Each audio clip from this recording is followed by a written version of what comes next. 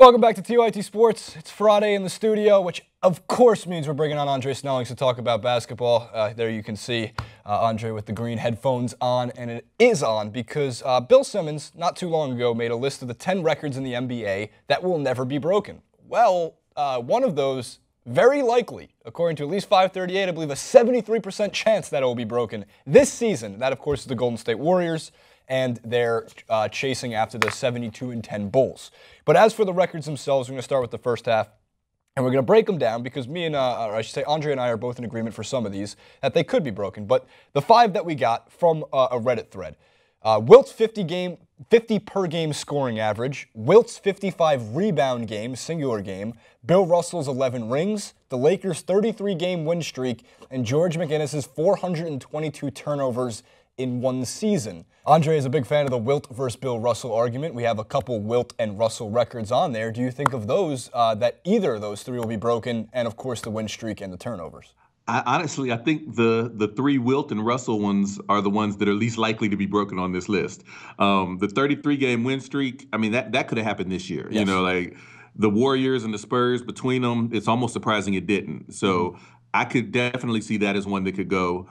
The McGinnis 422 turnovers, again, I mean, and I guess it says it in the notes, but I think Harden is on pace. I mean, he's got like 4.5 turnovers a game this year times. I mean, you know, I guess he's not going to hit it this year, but to me, it's not out of the realm of possibility, you know, an extra half a turnover. So both of those, I could see them going. Averaging 50 a game for a whole season, I can't see that. 55 rebounds in a game, you know, the Reddit makes a good point. There's just not enough missed shots. You know, like if you rebounded every missed shot, it would still be hard to get to 55.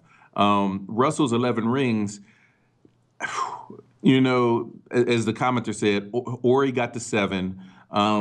Maybe if somebody's in the right place at the right time, like a young player on a dynasty, you know, who maybe is not the best player, and then he goes on and has a second dynasty, I'll maybe put that 3rd on the list. I don't think it's likely. I don't think it's possible, but, you know, that one at least is on the realm of potentially doable. Wilt's record that's not on here, it's not anywhere in the top 10. The one that I think is utterly unbreakable is him averaging more than 48 minutes a game for the whole season. Like, that's never, ever, ever, ever, ever, ever, ever going to happen. Well, I agree with you. I agree with you 100%, unless Tom Thibodeau decides to run a 6-man roster and play everybody 48.0 minutes per game. I agree with possibility. You. Yeah, the amount of minutes and minutes management. I mean, just look at the averages right now for some of these players, and of course, for minutes at least, most of these guys aren't even breaking 40 minutes a game, let alone getting into the threshold of full quarters every single time.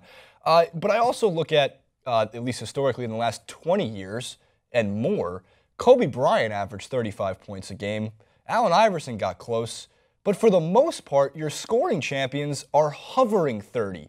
So 50 is, you're essentially not doubling, but you're getting close to that number, which we haven't seen. I know Buddy Hield's coming into the league soon, but I don't think we can be that optimistic that 50 a game? 50 a game? I don't know if you could lose a game playing that way unless you're the only guy allowed to take shots on your team for an entire season. So you have 50 shots a game. I should say you have 50 points a game on 120 shots per game. And then lastly, I was going to say, the only one for the 11 rings would be a journeyman, as you kind of mentioned. If Jamal Crawford, on every team he went to, just happened to win a championship, you can get close. But I don't think one transcendent player, not one Jordan or Kobe or LeBron, can even come close to taking a team to 11 rings out of, you know, just the amount of things going against you to stay healthy for at least 11 seasons in your prime, or have the teammates, the coaching, the competition, the talent in the league. I don't think an elite one player will get it, but maybe we'll see someone break Ori's, not record, but Ori's 7 rings just by being a journeyman and hopping team to team. So let's move to the second half of this list, which includes the Chicago Bulls record. So Wilt's 100-point game, that's a very interesting one. Chicago's 72-win season, as the guy mentions, about to get broken. Skiles' 30-assist game, I think that's doable. Rashid's 41 technicals, I think we also discussed, probably doable. And Calderon's 98.1 free throw percentage, truly amazing. Even though it is 154 free throws total, I mean, like, I shoot 8% from the free throw line. So, I mean, the idea of multiplying mine by 10 seems insane. That doesn't even get close. So, Andre, those also seem like some breakable records, one of which, as we mentioned a couple times, likely to get broken. Yeah, I think this half of the list is actually probably more doable in general than the top half of the list, because there aren't any that I look at and say it's impossible.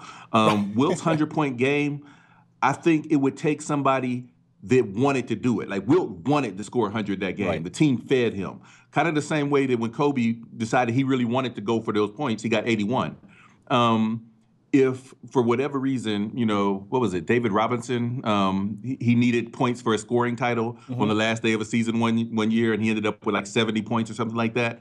Like, a situation like that where you get like a really great player in a situation where the team wants him to score the points and there's nothing to lose, if he gets hot enough, it's possible. It's unlikely, but I could see it. The 72 wins, that's gone. That would have got broke by two teams this year, honestly, if the Spurs really wanted it. But, they tend to rest their players for, at the drop of a hat. So they'll only, quote unquote, win 69, 68 games. But yeah, 72's gone. Skiles' 30 assist game, I think Rondo, could take that out. As the notes in that little Reddit mentioned, I don't know if it would be a good thing, because when Rondo gets assists like that, it's not always positive for the team. But, I mean, I think he can certainly do it. Sheed's 41 technicals, the Reddit note was interesting because he was saying essentially that the NBA would start imposing harsher penalties. I think that, what is it? You get suspended for every other technical after 16 or something like that. So you would be talking about somebody who was getting suspended every other game for like 20 games before they get anywhere near 40. And so I could buy that argument that at some point the NBA would start saying, all right, we're going to give you 5 games, 10 games. And so that might make the 41 hard to get to, but without the extra penalties, it could happen. And Calderon's 98.1%, it depends on what's the minimum number that you can shoot. As we saw with him, he hit 151 out of 154. That would be possible for somebody like a Curry, but Curry shoots too many free throws.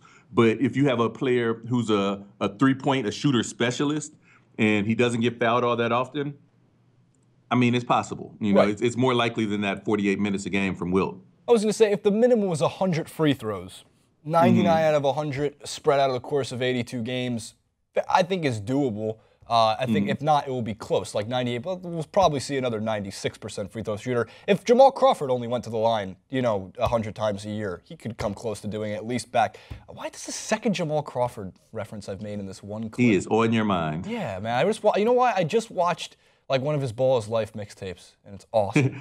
Jamal Crawford went to school with me at Michigan. And yeah, it was like, I don't think we were ever around each other, but, I ran track. So one of my teammates was one of his roommates, and That's awesome. So I have stories that he would not share. Okay. I've heard about Jamal Crawford. Come back next week for Jamal Crawford stories with Jay and Jason.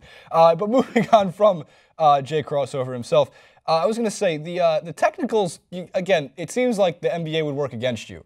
You'd also have to really, really want 41 technicals, unless you just kept getting double technicals, so you can kind of double up on it over 20 games. I don't know if it's actually possible over an 82-game season, but maybe. Wilt's 100-point game, you made a fantastic point in the way that you'd have to want to score 100 points.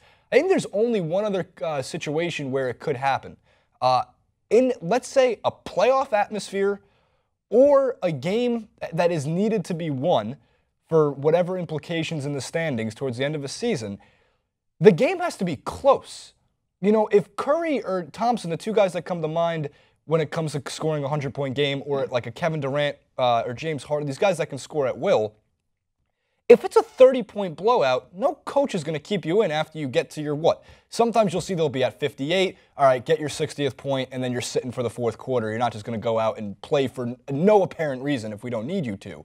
But if it's a close game or they're somehow down, I mean, I don't know how. That would literally mean you're taking like 80% of your team's shots, or maybe 90, to keep the other team in the game. But 100 points, we've seen 81, but we've also seen Klay Thompson score 37 and a quarter. If he did that twice in a game and sprinkled in 2 15-pointers, we're talking a 100-point game. I don't think it's realistic, but I shouldn't say realistic. I don't think that it's impossible but I don't know if we'll see it. I think we will see another 80-point game in the NBA, though. It would have to be a situation again where the team would be like, hey, you know what?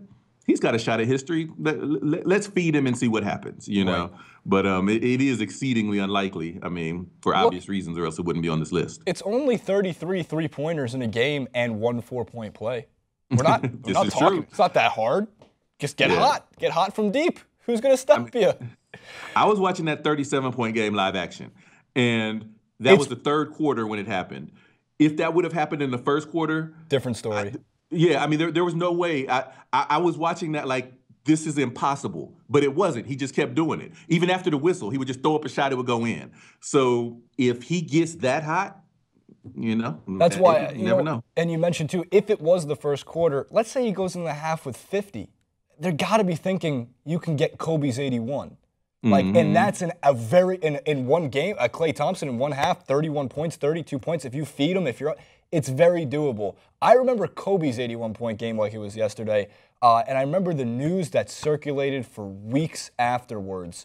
Sports Illustrated covers, ESPN the Magazine covers. It was the biggest story in the NBA at that time, and even watching it back, it's such an insane amount of points to think that he was still 19 away, and in Wilt Chamberlain's time, at least 10 buckets away, because there's no three-pointers, from doing it is mind-blowing, that 100-point game. I would love to see it. I think it would be great for the NBA if Kristaps Porzingis scores 100 points in a game. And I think you'd like to see Karl Anthony Towns do it. Zach LaVine could dunk it 50 times for that at least. But but those are gets out the way. Right. So those are Bill Simmons' 10 records that can't be broken, although one is going to be broken. And we think maybe 3 or 4 others will likely be broken. Assists, absolutely. I've seen Chris Paul dish out 15 assists and a half. So we could definitely see 30 in a game. But leave your comments in the comment section below. Which of these are unbreakable? No way, no how are they ever going to get broken. Make sure to follow Andre on Twitter at ProfessorDRZ and check out the Hoops Lab columns on rotowire.com. As for TYT Sports, we're here. We're on Facebook. We're on YouTube. We have playlists. Have fun with them. Enjoy the weekend. We'll see you next time.